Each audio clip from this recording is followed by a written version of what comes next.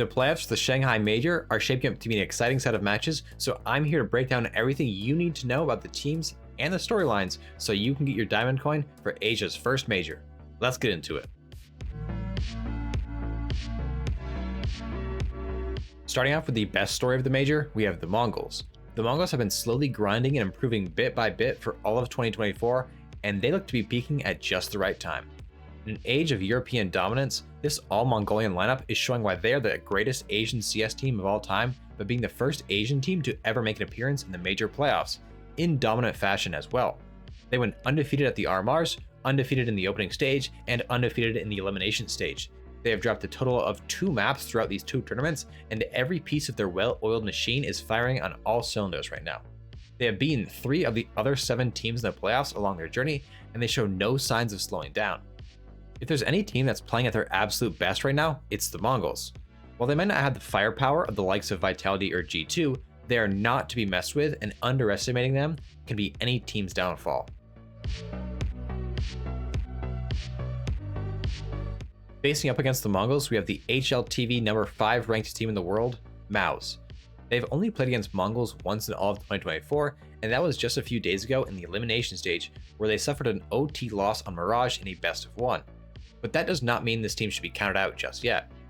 MOUZ should easily be able to fire back and make adjustments, as they have one of the best IGLs in the game in Shui and a future top 20 star named Jimfat. MOUZ have multiple tournament wins and top placements this year by having a solid structure paired with excellent fragging, but the concern with them has always been how they seem to shrink in front of a crowd and fall at the last moment. The Shanghai crowd so far has been as loud and rambunctious as any, so the question remains, does MOUZ have the stones to be the last team standing?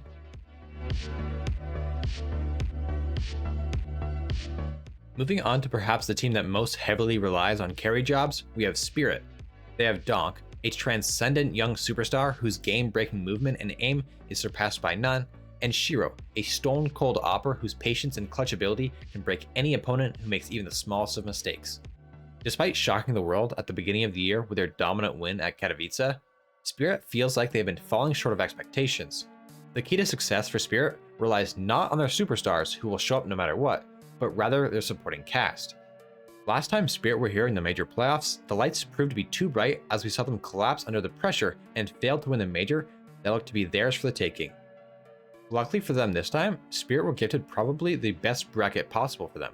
They won't have to face G2 until the finals, if they even make it that far.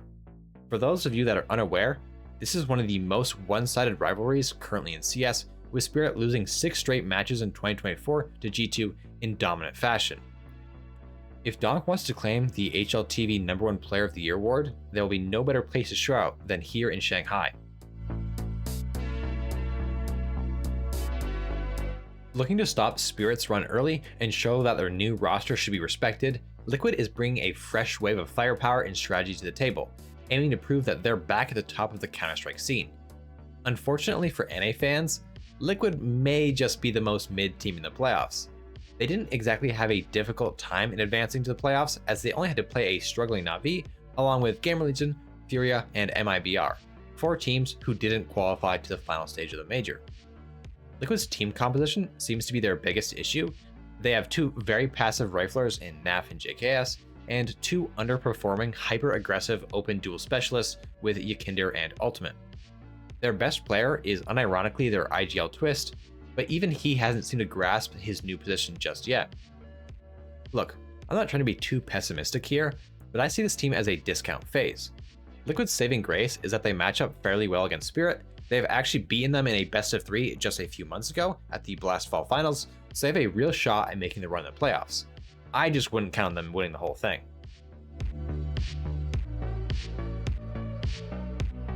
Now we get to talk about the probable favorite of the major, a team who is by far the most individually skilled and capable of rolling over the best of teams, but is also prone to disaster class performances and losing to lesser opponents.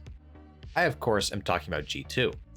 G2 is my pick to win the whole major, and I won't go into too much detail here as I am releasing a video in the next couple of days explaining my thought process more in depth, but what I will talk about is their storyline. G2 has been the best team in the second half of 2024, with them racking up 3 tournament wins along with vanquishing their demons by ending their losing streak to Na'Vi. If G2 come out in full force, their only real threat in the playoffs is Vitality, a team they have already beaten in a Grand Finals matchup earlier this year, despite having Nico IGL and playing with Stewie 2K and Nexa. Now that G2 is at full force with an upgraded core of Nico, m0NESY, Malbs, Hunter, and Snacks, they are each looking to cement their legacies here. For m0NESY, a major win would almost certainly lock up the HLTV #1 player award. For Nico, it would shut down any debate about him being Counter-Strike's greatest rifler, and it would be the best possible send-off gift he could have before he leaves G2 at the end of the year. And for Malbs, it could be the last confidence boost he needs in preparation to take over this roster in 2025. While there's no guarantee in G2 winning the major, the one thing we can rely on them to do is at least make it interesting one way or another.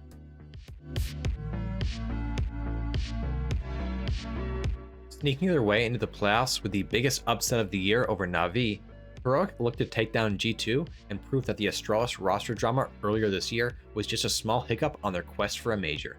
I have been doubting Heroic throughout the entirety of their major run, and the RMRs too. I just wasn't familiar with their game, and unfortunately, I'm going to have to do it again because they have one of the most difficult bracket runs imaginable, only being surpassed by FaZe. But I will say, this team has won me over. They look very good. Nertz is as formidable as ever, and Dexter looks to be an incredible addition with his skills on the up. But I'm most impressed by Kixon.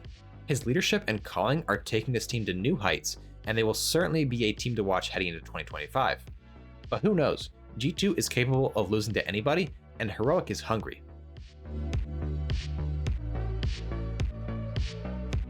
No team has looked quite as dominant at the major like Vitality.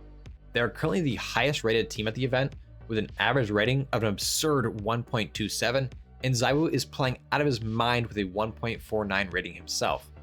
Vitality hasn't lifted as many trophies this year as they would have liked, only picking up one, but that one was a dominant 3-1 win over Na'Vi at Cologne back in August. At the beginning of the year, I made a video about hot takes in the Counter-Strike community, and in it, I predicted that ZywOo would win both HLTV #1 and at least one of the majors this year. And while I have since changed my mind, both have a very real possibility of coming true. Vitality are easily the first or second best team at the major, depending on who you ask, and unlike G2, they don't drop games against easy teams. A criticism of ZywOo has been that he always seems to farm teams in the groups and then drop off in the playoffs, but a win here would silence all the haters, and along with a #1 HLTV finish, would help build ZywOo's case as the GOAT of Counter-Strike, as he would have both more #1 ratings and more majors than Simple.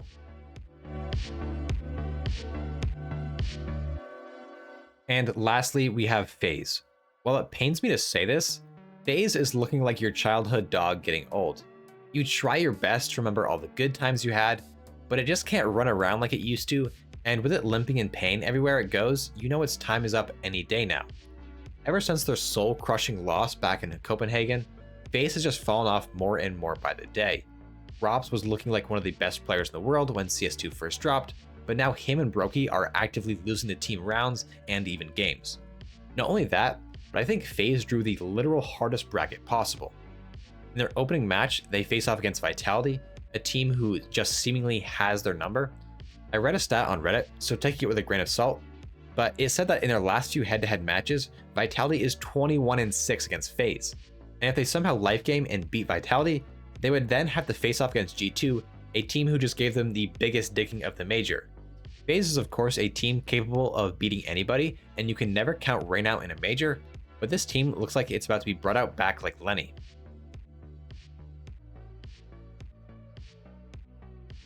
Now, this bracket is absolutely bottom heavy, and it seems like just about any team can make it from the top. My brain is telling me that Spirit will breeze through to the finals, but there's just something about how the Mongols are playing right now that is making me pick them as a grand finalist. I don't think you'd be wrong in picking MOUZ or Liquid either. These games are honestly all coin flips, and I could be swayed in any direction. As for the bottom, I think the matchup in the semifinals is the real grand final. Whichever of G2 or Vitality makes it out from down there should just stomp in the finals. But what do you think of my picks? Is there something special about one of these teams that's telling you they're going to win the whole thing? Let me know down in the comments below, and make sure to subscribe so you can get weekly CS content.